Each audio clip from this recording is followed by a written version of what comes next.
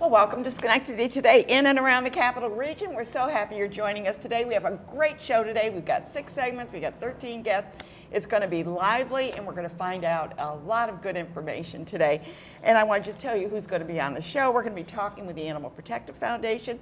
We're going to be talking with the Schenectady Police Department, Classic Theater Guild, Alpha One, which is a medical condition, and we're going to be talking with YWCA. There it is right there. And then we're going to be talking to Don Hyman, who does he's a reenactor, talking about legends, and this is going to be in legacies, so we'll be talking with them. We're going to start right out today. Oh, our breaks today, and let me tell you, we're going to take a trip to Cuba. If you've never been to Cuba, you're going to find out, first of all, what Cuba looks like in the streets and what their houses are like. And then next week, we're going to treat you to nightlife in Cuba. So that's going to be in Santiago de Cuba. So that's where we're going. Nick, ever been to Cuba? No. No, but I'd love to go there, but that's a whole other thing. Yes. And there are plenty of dogs when you watch it. Yes. There are dogs all over Cuba. Mm-hmm. It was like amazing, and he comments on that now. Yeah. So you brought a dog. We did. What do you have? We have Tusky. He's about 5 years old. Sweet dog. He's so gentle and sweet and very playful, energetic and active, but he is deaf. So he is looking for a home right now, and he's looking for a home that would be interested in doing some special training with him. Okay, now, if you have a dog that's deaf, I mean, you can't call him. Right.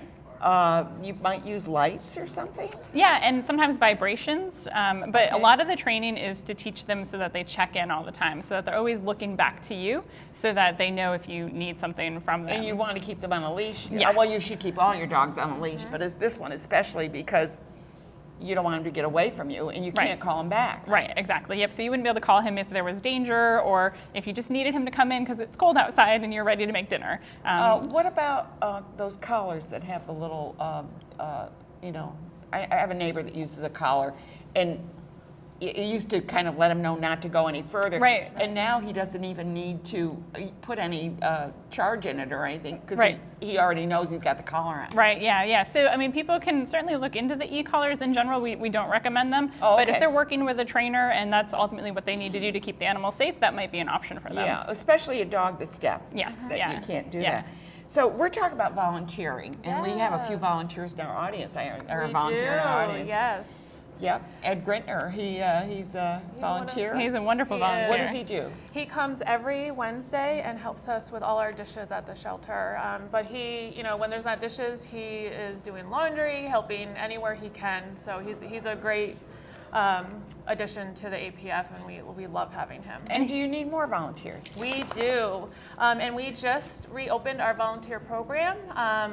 We have a lot new positions open to help us with our animal care, cleaning and feeding, really to help us with that day-to-day care so we can have more time in the day to do enrichment and further enhance the animals' stay with us. And what is your population right now of the animals? Are there more dogs, more cats, more rabbits? We're pretty heavy with dogs right now. Right now is sort of our low season, so it's a good time to come in and start volunteering when we're a little slower. In our busy season, we're at about 170 animals in care. So having volunteers is vitally important to make sure that those animals are getting the enrichment and extra attention that they all need. And they do need that physical contact because you don't want to just put them in cages. That's what they do in these animal, what do they call them, where they keep procreating. Oh, like the puppy mills? Yeah. Puppy mills. I was trying to think of that word. I couldn't think of it. And Amy is the director, the shelter director, so you're on top of everything, right? We try. Brianne is she's taking care of volunteers and adoptions. Yeah. What does it take to adopt an animal? I mean, is this like I walk in and I say, I like that dog, I'll take it? There's a little more than that. So, okay, well, that's why So a lot of it really is making great matches. So our focus is on getting to know our clients coming in, and we know our animals really well. So we find out that you have kids and cats and dogs, so you need a pet who would do well with that. We find out about the play styles that you're looking for, if you want to go hiking or if you want a couch potato. And so we work on making those great matches. And you can kind of assess the dogs, and that's probably, you have a dog psychologist working on it. Right, close, yeah. So we have trainers who come help us and staff who are we're evaluating the animals, and a lot of it's just spending time with them. Yeah. And we also, when owners bring the animals into us to rehome them, we get behavior profiles on them, so what they were like in their home before the shelter environment. What do you find is the most common reason for people surrendering their animals? It seems to me a lot of times it's housing.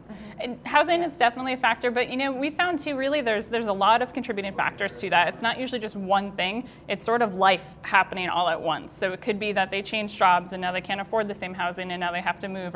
So it's usually multiple factors, and that's why they ultimately have to separate. Do you usually ask, if someone's renting, do you usually ask for a letter from the landlord? We don't anymore, because we found that was a huge barrier, mostly because it caused huge delays, because a lot of landlords are not easy to reach. Okay. And so we do have a conversation with people that that's something they should look into, but we don't enforce that on our end. That's not your problem. Yeah. Right? Yep. Good. Yep. But this is a beautiful dog, and I want to tell everybody that what happened was the dog came in.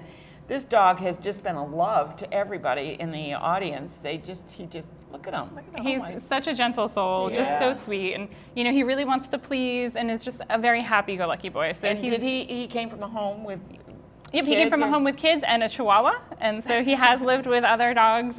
When we do find with him, he lived with older kids and younger kids. Yeah. He's very playful. He definitely needs, obviously, training. Yeah. But he's just a beautiful dog. His ears go up. He's deaf and his ears go up. I don't know. Kind of like, how does that work? They're very large for being big ears. So we want to get people to volunteer, first of all. That would be great. Yes. And all ages?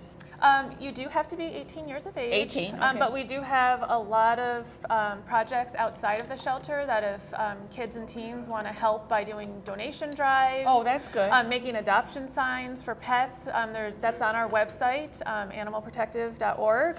And we encourage them to help us out also with the animals. Another great way kids can get involved is with our foster program.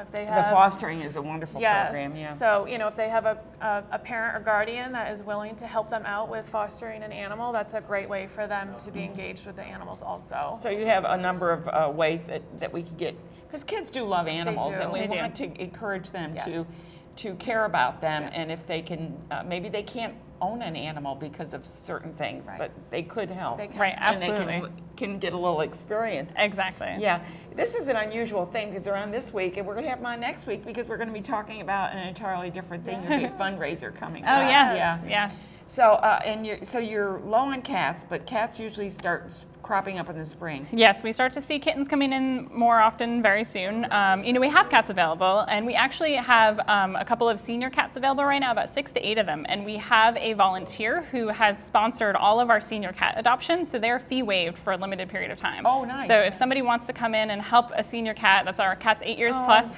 their fees are waived. You got me. And I just, I'm just so busy, but oh God, I would love it.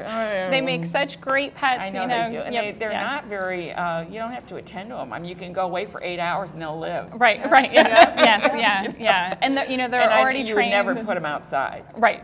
At least I wouldn't. Yeah, and sometimes we get stray cats in who would like to be indoor, outdoor, but it's very specific cats who would do well in that environment. Yeah. And that's where our counseling comes in, to work with adopters to make sure that everyone's needs are met. Well, we have fox in the back, and we have coyotes, so I'm afraid cats wouldn't fare too well out there. Yeah, and that's what it depends on the situation. And those raptors come down, and I can look and see them grab some little critter.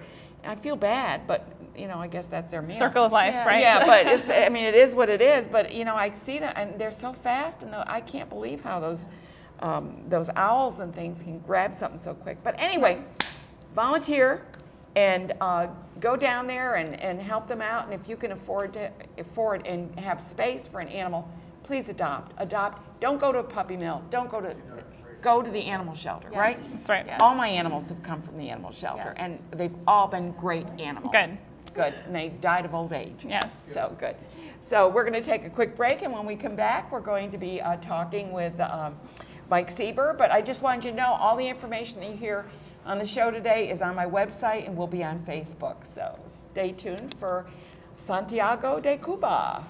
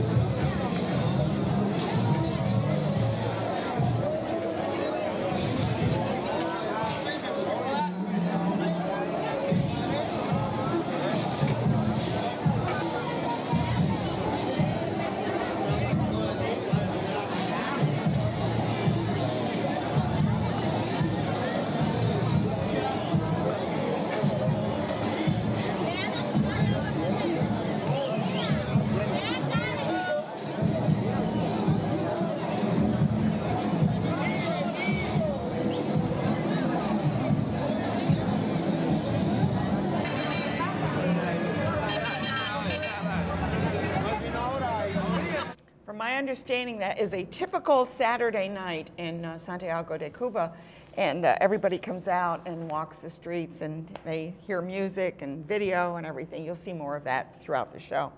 But right now, we should do something like that in Schenectady, right? How would you feel about that? Well, I didn't see the trailer here, but it's we have a lot of functions that do go on in Schenectady. Yeah, we do. Aren't we lucky? A lot of parties outside downtown now. And you saw the dog. Do you have dogs with the police department? Yes, we do. We actually have 4 dogs. They're kind of specific to 2 drug dogs and 2 weapons or bomb dogs. Really? And so, yeah, we've had them for quite a while. And how are they trained?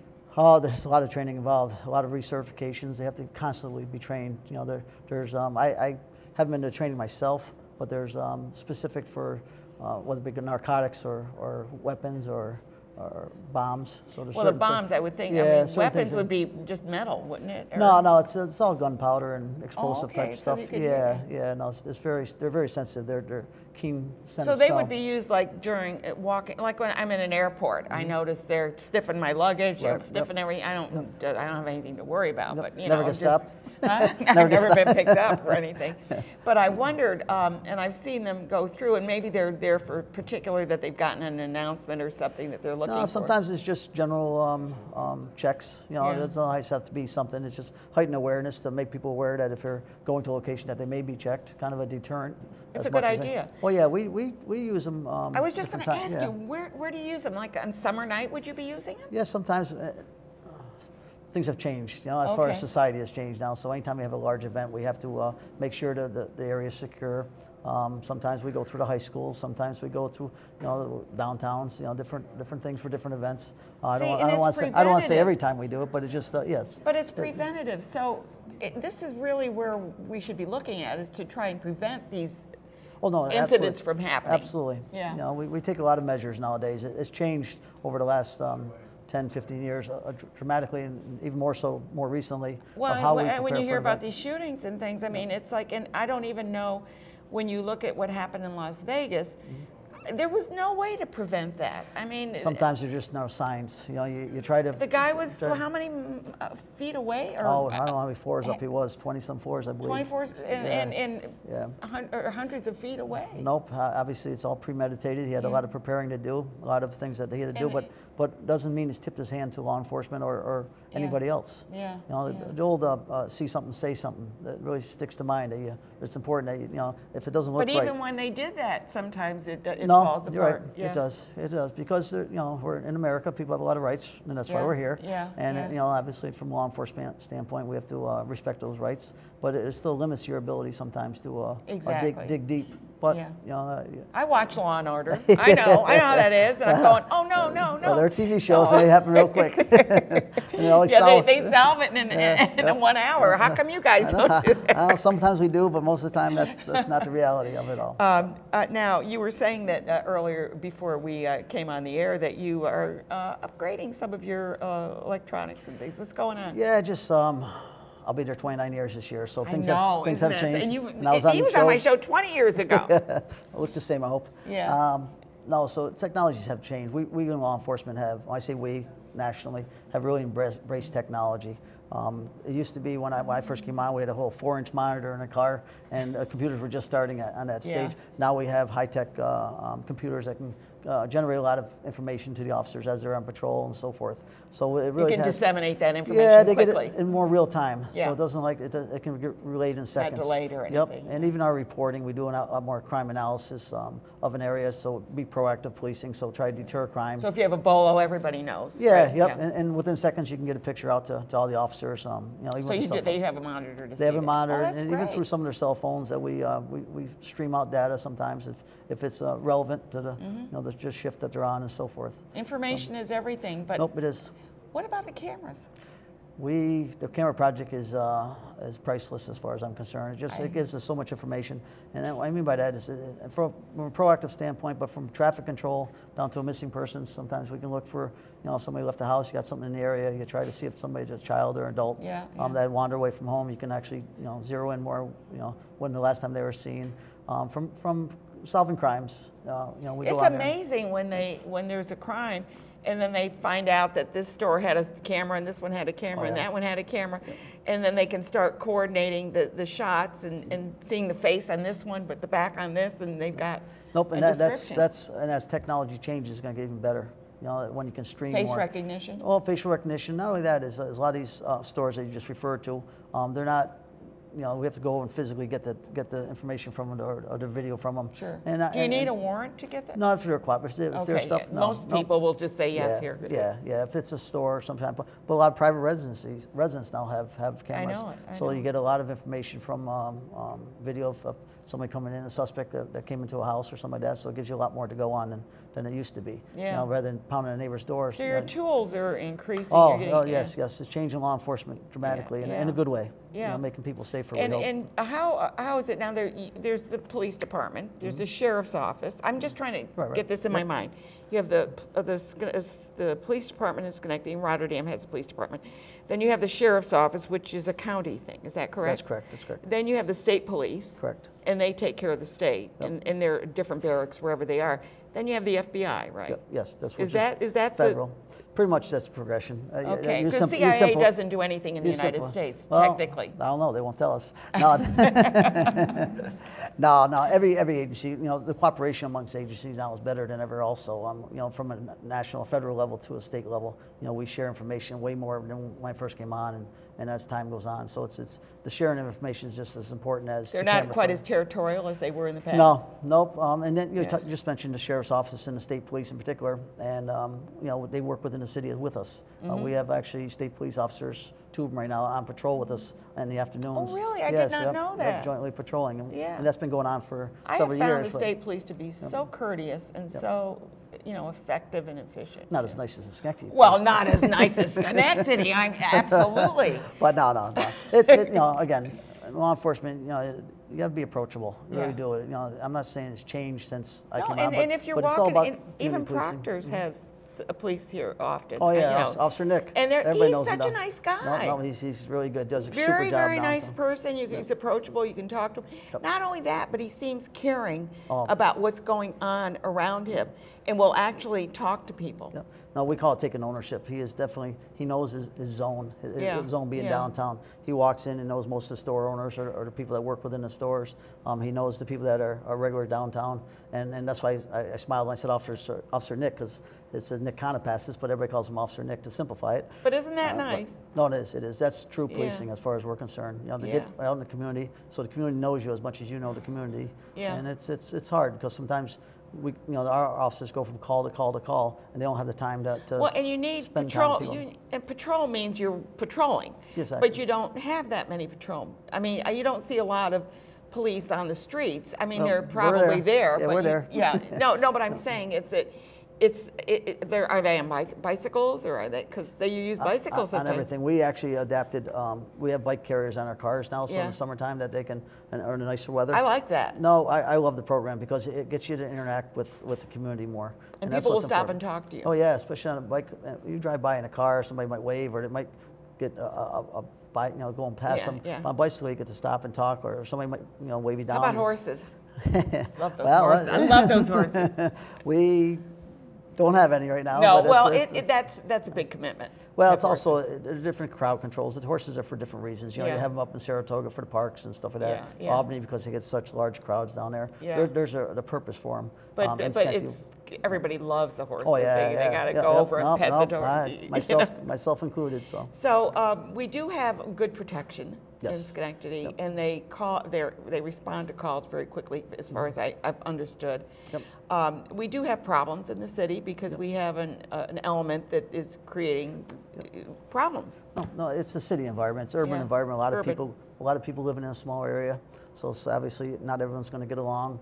Our crime statistic-wise, again, has really come down over the past, especially the past 5-10 years. It's really kind of reduced down, and we're very conscious of it. We do 5-year trends, we do 1-year trends, we do 30-day trends to try to identify crimes. They got that computer. They got to use it. I know. We're going to make it. We use that technology, but it's for the benefit of everybody. Well, Mike, I want to thank you so much for being here. Sorry it took 20 more years to come on. Well, no, we're going to have you on again because we need to kind of keep the police in the forefront to what you're doing. anything new that comes up, we want you to come on and talk to us about it. So that, and anything where you can alert our viewers or our community, we want you. We welcome the opportunity, especially Always good to see you. Same here. Thank you for having me. Thanks for coming to my house. Oh, that was fun. That was fun. That was a great tribute to you. We're going to take a quick break. When we come back, we're going to find out about Of Mice and Men, a wonderful play. Stay tuned. Classic Theater Guild.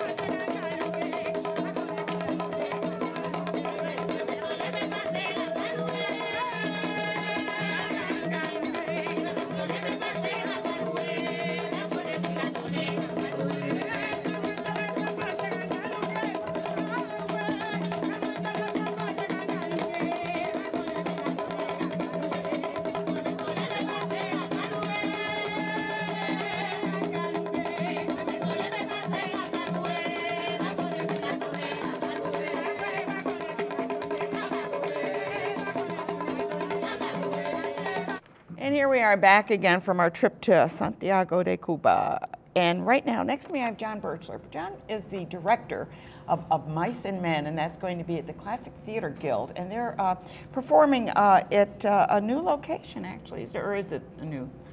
It's been used before. You've been used that before, because Yep. I know you used the Fenimore Gallery at one time, and now you're at Beth Israel, I believe. Congregation Beth Israel. Yeah, and that's on Parkwood? 2195 Eastern Parkway. Eastern Parkway, okay, good. So tell us about the play for those who have never read John Steinbeck. Who's that? Who didn't read? We're missing a person, aren't we? Yeah, we are. Ed Miller didn't show. Right. Okay, good, because I'm counting you. So anyways, tell us about your cast. Well, and where they play, their position is in the play. Sure. This is Shauna Munson. She's Hi, playing Shauna. the Hi. boss. The boss is supposed to be male, but we've cast a female Why to play not? the boss. Yeah. And Alan Angelo is playing Carlson, one of the ranch hands. Okay. You had your hat on there. You're a ranch hand. Okay. Bill Wilday is playing Wit, another ranch hand. Okay. And Joe Bruton is playing George. And you're playing George. Okay. What a great part that is. Yes, it is. Yeah. It's wonderful. Yeah. So tell me about, what's the story for those who haven't read John Steinbeck? I think it was required reading, I think. Doesn't mean everybody read it. Yeah, that's I was true. an English teacher. They use the Cliff Notes, right? Stories about George and Lenny, two companions. I don't know how else to describe them. Friends might be a little bit of a stretch, but there's a strong relationship Yeah, between it's them. strong. George is the more intelligent of the two. Lenny is severely, Slow. I don't want to say retarded, it's really not He's the right slower, word. He's yeah. much slower. And there's an ongoing conflict on George's part, probably should let him talk about this, but in that he really likes Lenny and wants to take care of him, but he's often really frustrated with Lenny and maybe should let Okay, him George, why don't you comment. tell us about that? Yes. His name is not George, it's William, right? It's a very difficult beginning because George starts off very frustrated with Lenny and the difficulties that he has with him, and he blows up at him in the first scene. Yeah. He's at the Due to height- frustration. Due to frustration and dealing with Lenny's difficulties, but hopefully the closeness of the characters come through, and you realize it's frustration, but it's also a sense of love and responsibility. Right. It's such a poignant story. We have a couple of ranch hands. What do the ranch hands do? Well, they deal with the horses and whatever crops are necessary, the hay and things like that, and the upkeep of the barn and the other And their buildings which we don't relationship see. to Lenny and George. They're kind of tangential. I mean, they are integrated into the storyline, but they don't really deal very much with George and Lenny because Okay. they've got other things they They've need got to do. other things they're doing. Yeah, but they obviously have to be in contact with George and Lenny because why else would they be Who's playing on Lenny? stage? Dan Martin. Okay.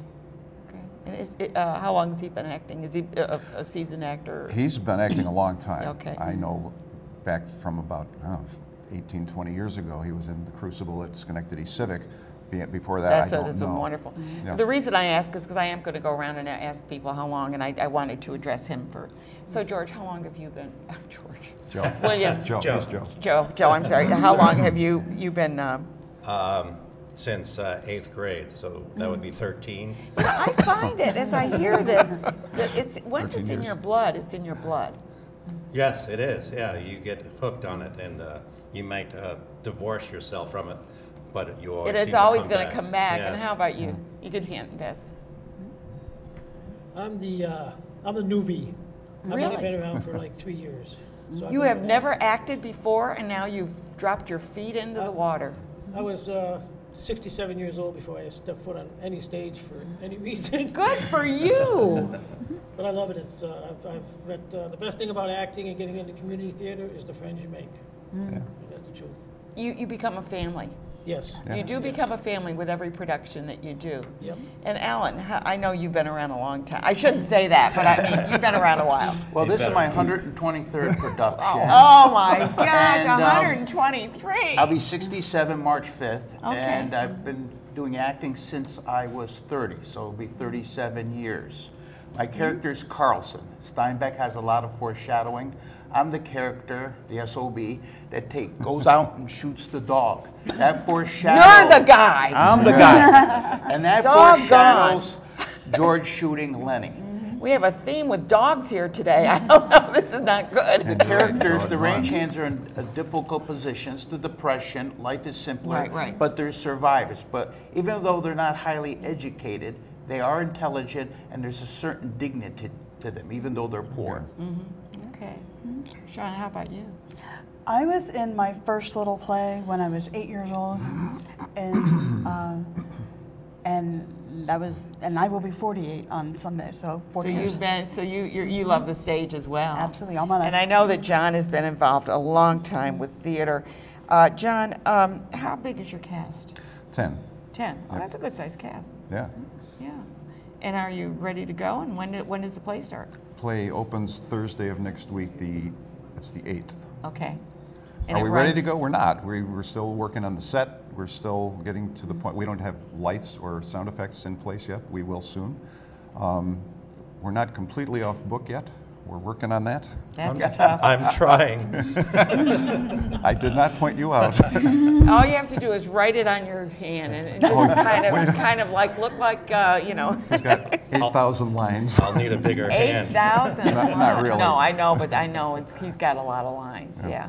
And all you need is the person that you're talking to give you the wrong feed line. Right. And then you're like, wait a minute, where am I? Because I've been on the stage, and I know that listen. And the worst is when you get repeating lines when they play the same lines like over and over, and then you don't know where am I. Correct, right. We've all been in productions where we've gone ahead and skipped a couple of pages, and you hear a whisper from the side, you gotta go back, here's a cue. I know, go back, because that's integral to the part of the play. It's who committed the murder, that's the clue, and you just skipped it. So, yeah, but it's fun, and I know that you all enjoy your acting, and I think it shows when you're on stage, all of you. So if you want to see the play, and it's a classic, bring your kids. Is it good for kids? I think so. I mean, well, high school and up, or middle certainly, school? yeah. I'm not sure about elementary kids for this show. It's very heavy in places. It's heavy, yeah. Especially the ending. I'm trying to remember when I read it, and it seems to me it was junior high. Could be. Yeah, junior high, I think I read it. I mean, and I've seen the play and I've seen the movie, you know, it's just such a classic. Oh, wait, you're the Classic Theater Guild. Perfect. Oh, I got it. So anyway, we want to just remind you, if you want to see it, the Classic Theater Guild, it's on March 8th through the 18th. It's at Beth Israel. Congregation Beth Israel. And that's on, did I say Park? You 2195 Eastern Parkway. Eastern Parkway. Oh, yeah, Parkway. It doesn't have Eastern in front of it. That's it. Okay, I'll make sure I get that on there. And we will put this on Facebook. It's already on my website. Please check it out. Any of our guests, you'll get more information about them by doing that. So thank you all for being here. Thank you. Yeah, good. Thank you. We're going to take a quick break and break a leg, I guess. Right. Thank you. All right. Good. And we're going to then be talking to Richard Leverage. Stay tuned.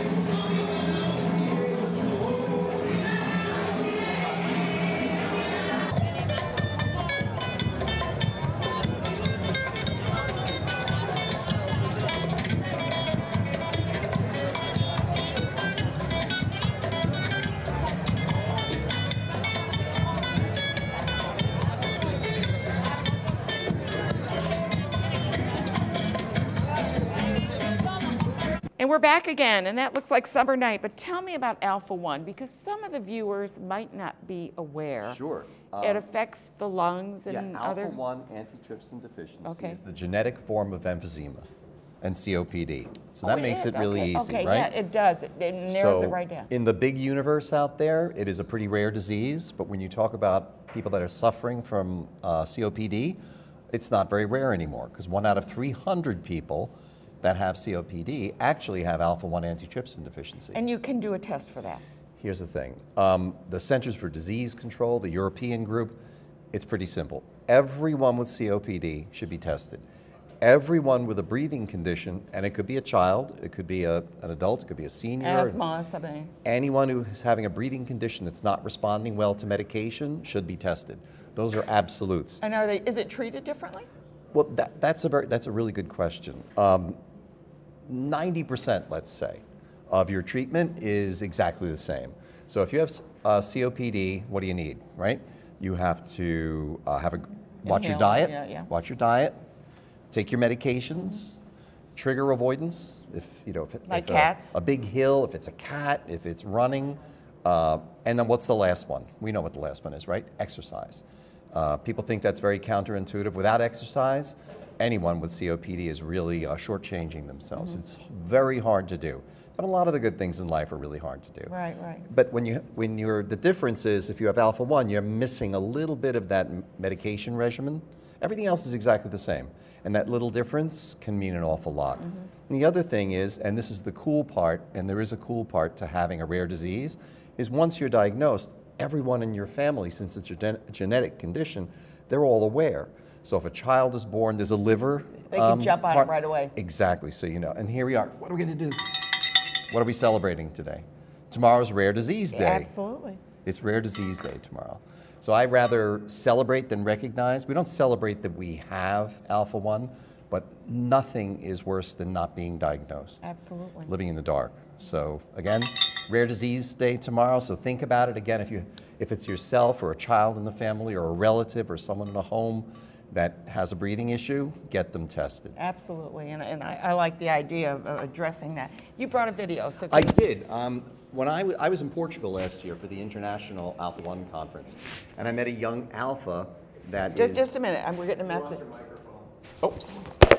You did? There we go. Get that microphone on you. Is that better, everybody? Hi, everybody. I'm back. Good. Okay, are we going to, the video coming up? Can you hear me now? Yeah, you want to play the video? Yep. Yeah. You want to play it first? Excuse us while we chat. Yeah. With alpha-1 antitrypsin, which is And now what is this video? Protein. So- Is there a sound with it? Okay. the Insufficiency sound is here. doesn't make my liver work as well as a normal person does. The main issues that usually come with this deficiency are respiratory problems. I'm lucky enough to not have experienced any of these symptoms yet. Some of these symptoms can develop, and as some of my friends, they've had to have liver transplants. I guess you just need to eat healthy, stay motivated, and do everything you can to fight it. For young people especially, because sometimes they get very, very disappointed and feel inferior. I think that with this disease, you have to feel above and really step up and stay confident, stay happy, and stay healthy. So for me, surfing, I think is very important, not just as a sport, but also as a therapy. I think that as I have this illness, the sea has really helped me to clear out, and I think everyone should give it a try. We're back. Okay, so you have a meeting coming up, and you want to that, encourage just people. quickly, that was Aaron Strong, and Okay. he has alpha-1, and he's liver affected, because alpha-1 is a problem of the liver in which a protein is made incorrectly. So his liver was affected. He actually was born dying, but look at him now. He's a pro surfer. Vibrant. He may get the lung part of it one day, but right now it's just the liver part. Yeah, So, and that's again, one the of the- message is it's genetic, which means you don't have to be an older gentleman like myself to have it. So you have a meeting, which is Yes. a support meeting. Yes, we have a support or informational. group. It's support, it's information, it's fun. We make it a lot of fun. That's March 24th here at Okay. Proctor's. My telephone number is going to be up on the screen. That's Okay, the good. easiest way. Just get a hold of me. If you just have COPD or a breathing problem, you're thinking about getting tested, everyone is welcome. How about health professionals? Health professionals as well. We have nurses there, we have nurse practitioners, we've had people from drug companies, and everybody plays an important and vital role. And again, we have a pretty good time. Good. I'm sure And you do.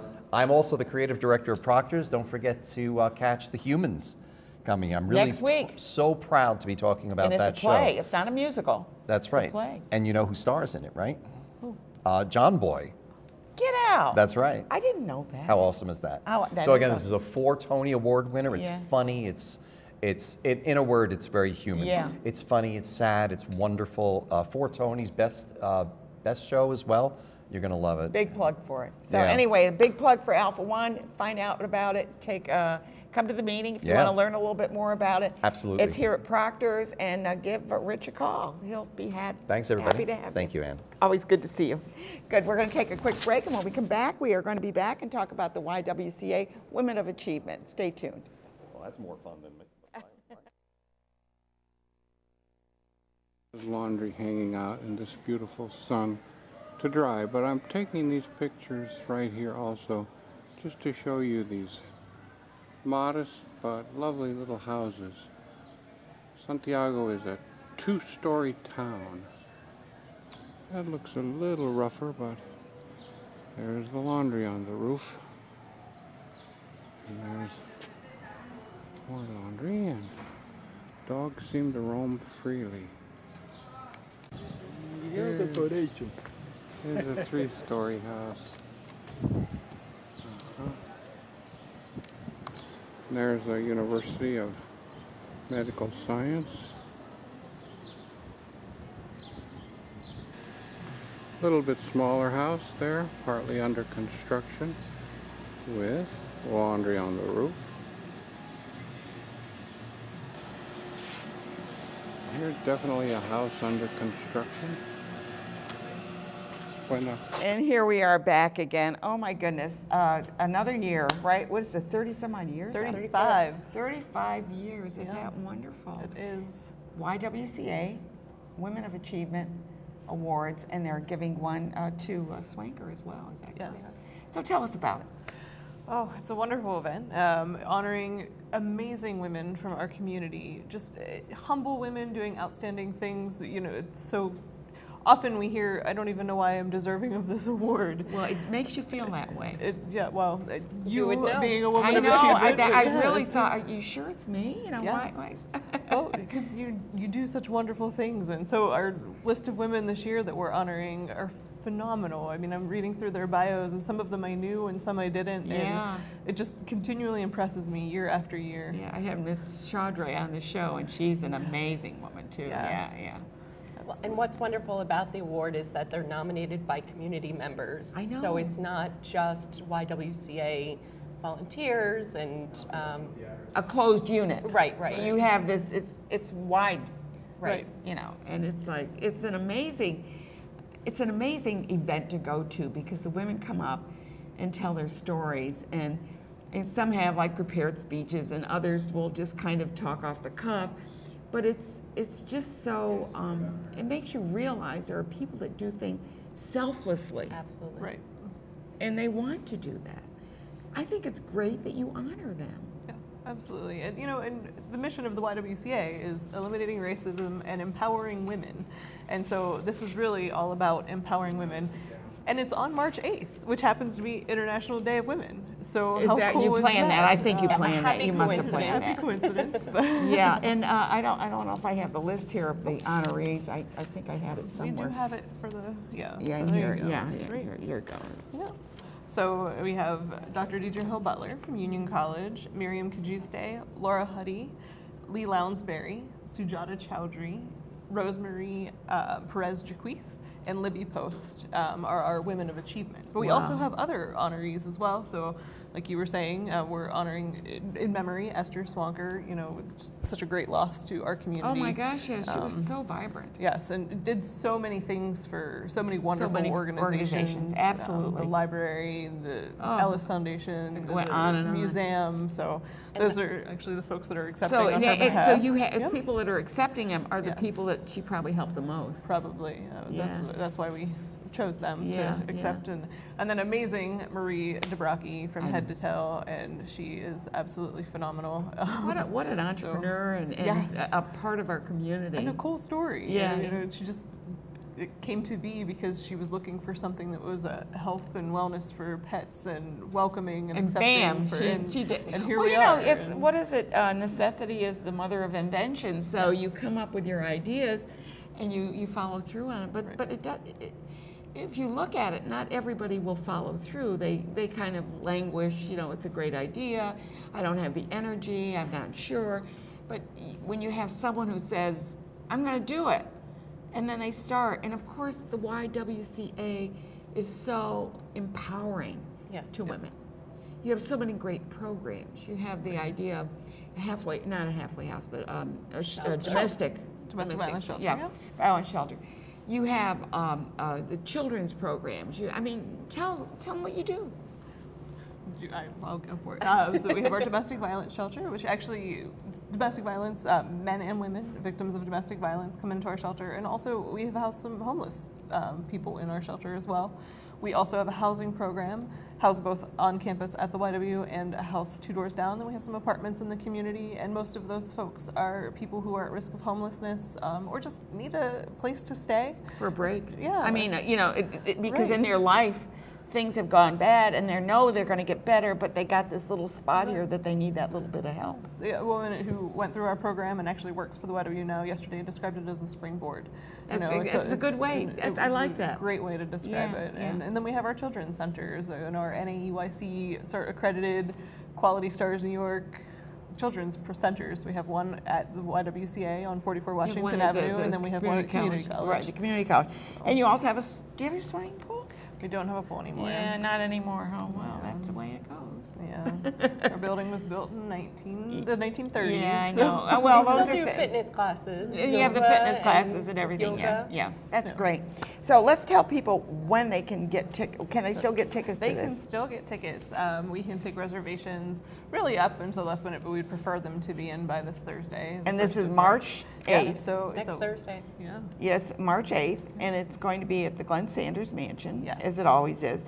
Starts early at 5:30, so you can go right after work. You don't have to worry, just go right on over. The place is always packed. I think you fill over 300 seats. So we hope or to. 300, yeah. And we have a lot of activities, events going on within the event this year. We're recognizing these amazing women. We're doing a wine pull, a raffle, a live auction, a silent auction. I love with the baskets and things. Yes, yeah, those are great. And we've had some wonderful donations. So it's really. And I love it when I look and the value of the basket is $100 and the bid is $150. I know, and because it's going for a good cause. It's going for a good cause, so they just kind of keep bumping it up a little bit. So all of the money in the community, and the community comes forward and it allows you to gives you these things so that you can auction them off. Yes. How great! We have an amazing community. The Schenectady community is phenomenal. I love the Y. I think they've done so much for so many, and women empowering and eliminating racism, as you say. We need these organizations more than ever. Sure, and the YWCA of Schenectady has been around since 1888. I know. Yeah, so this is our 130th. This is our 130th year. So not only is it the 35th Women of Achievement, it's our 130th year of the YWCA. Amazing. Yeah, absolutely. Isn't it amazing? So, phenomenal. well, you've learned a little bit about the YWCA, and I'm sure you respect it because we all know about the YWCA and the YMCA. But they do so much. But try to get out and support the women that are doing so many good things for our community. They are the backbone of our community because they give tirelessly to make our community better. And these are the women that you're going to be meeting. You can actually meet them. Yes, right? Yeah, absolutely. Find out they're real people. Exactly. They aren't just a name somewhere. They're real people. So thank you both for being here. It's always a pleasure to have you on. And I'm sorry Carol couldn't make it. Yes. But get better, Carol. And but thank you so much. And I hope that you have a terrific crowd. I think I have a conflict that night. That's what. Bummer. I know it because I wanted to be there. Well, next year. Next year. Well, I was there last year, so that was I keep coming.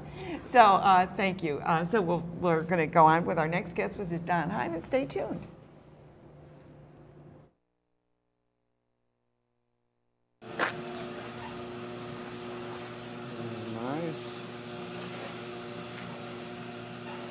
And here in the sun is some young entrepreneurs frozen a la my dog. There's laundry on the roof, and here's a very common, you'd say fire escape, but these are the stairs up to a very, very pretty roof with plants and greens. Pretty little house, and another, 2 stories, and another. 3 houses. forward here.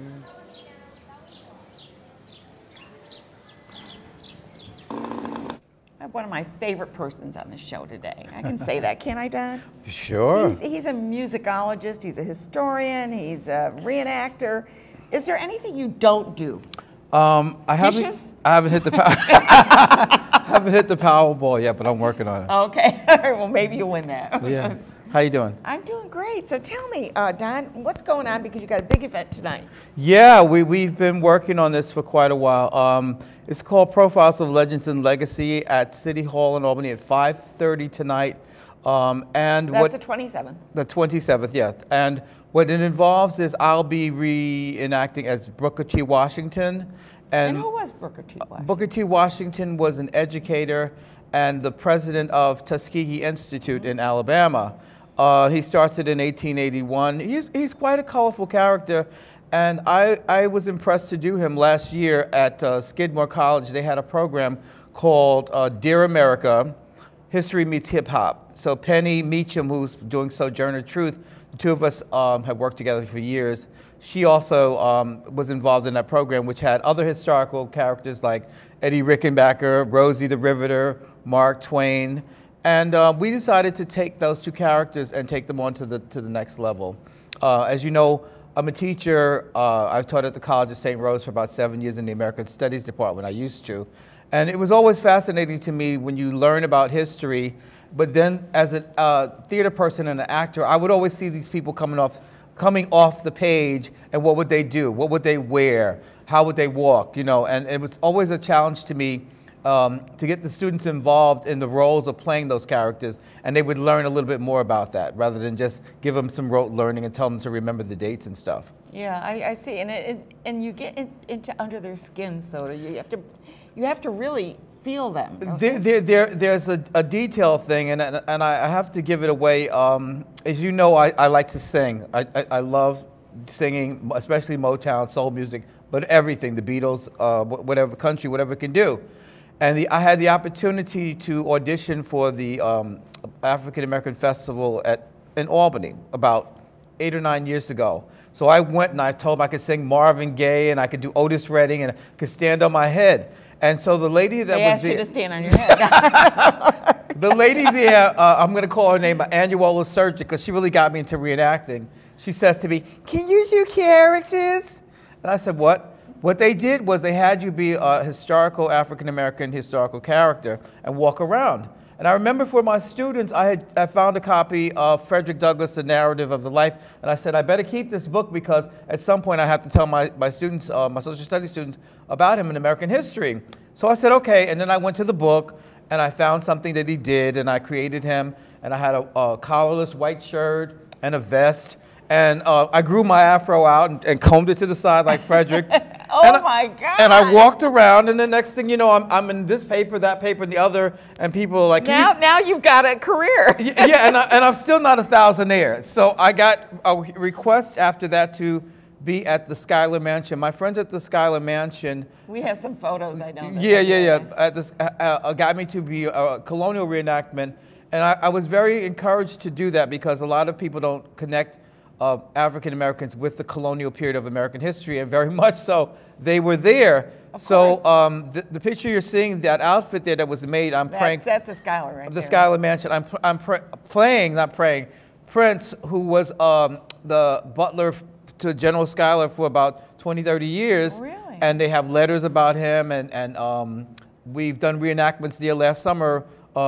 Mayor Sheehan was there, and I was in that outfit. But that outfit right there, that's what makes reenactment so powerful, is that it took 1.5 years for the people over in the state to make that historical outfit and measure me time and time again for the pants and for the livery coat. And the material had to be brought in from England. And really? So everything had to be detailed to fit the costumes that somebody in that particular period, 18th century, would wear. Yeah. So I wore it recently at 12th night. But it's important because when you study history, people like Benjamin Banneker and Phyllis Wheatley and Crispus Attucks was the first American to die in the Revolutionary War. They're African American, so to place them there, it's important to me so that people get to know the full story. but then I like to have some fun. I did a. No, he never likes to have No, fun. I have a small play that I'm working on, developing. We did parts of it called "Can't Season It," and it's about Otis Redding. Oh my God. Okay, and he's in the studio and he's getting ready to leave, and you know, we do some of his songs and talk about a little biography there. But it's interesting because students will take to that type of performance as opposed to you just giving it to them. What's rote. Rote. Yeah. What's the Chinese proverb? If you tell me, I'll hear you, but I might forget. Yeah. If you show me, that's better because I can see it, right? But if you involve me, then I have all the senses. I can hear it, I can see it, I can taste it, I can feel it, I can touch it. So engaging people, if you notice when I do my couple of shows with Singles Outreach, I always bring people from the audience on stage to get involved with me. So in the course of being a reenactor, I have done, well, Frederick Douglass, I've done enough, but the problem with Frederick Douglass is I have to grow my hair and a beard for 6 months because I don't do it with the wigs. And then I'm like, it's the day after I get a haircut that I rebel, right? But I've done Martin Luther King. There's a speech that he did in about at a funeral for one of the people that got killed at the Selma March. And I usually do that one because everything is, I have a dream. As a matter of fact, I was in Atlanta about 2 weeks ago, and I took the trolley, and it said the King Historic District. And just this morning, I got the pictures back. I went to his church. I was mesmerized. I was actually floored. Was that, where was that? In Atlanta. I was in Birmingham where they had the girls. Yeah, the girls. I went there, and oh my God, that is just it takes someone else told me that you know, when you see these things in the news and on the newsreel, but when you're actually standing there, you realize what happened there, and it just did something to me that I'm still recovering from today. Yeah, but well, it was and a good I thing. felt the same way. And I just have to say who's coming on next week, and then we'll keep talking. Who's coming on next week? No, who's coming on next week? Who's coming on next week? It could be him, who knows? All right. We have the Animal Protective Foundation. We have Freihofer's training for the Run for Women. We're going to be talking about the new seats at Proctor's. Reading is fun. Schenectady Job Fair. Schenectady Light Opera is going to be doing curtains. So let's come back to you. Okay, I want to have, this is the fun part of it. I saved this. We're not going to make it all, you know, details. I'd like to send a shout out to Ryan Murray over at the Office of Cultural Affairs at City Hall in Albany for helping me out with this. Penny Meacham, of course.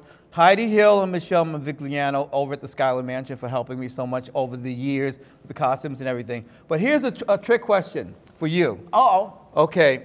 Who have you heard of Lionel? Have you heard of Lionel Richie? Oh my God, yes. What college did he go to?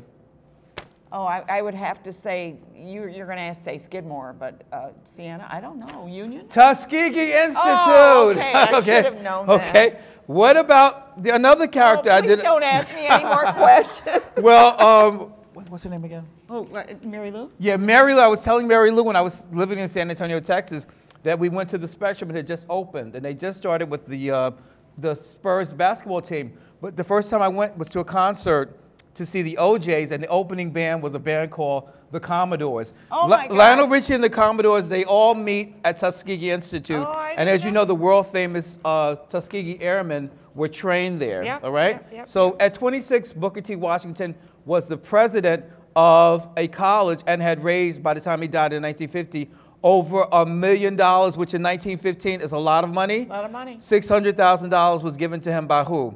Andrew Carnegie. Oh my God. Hey, send it in. We're good. And I love to talk out the show like this. Thank you guys for doing that. And watch us next week. We have a great show. And if you're tonight, if you're watching on YouTube right now, go over to the Albany City Hall. City Hall tonight, 5:30. I'll be in costume. No. Thanks for watching.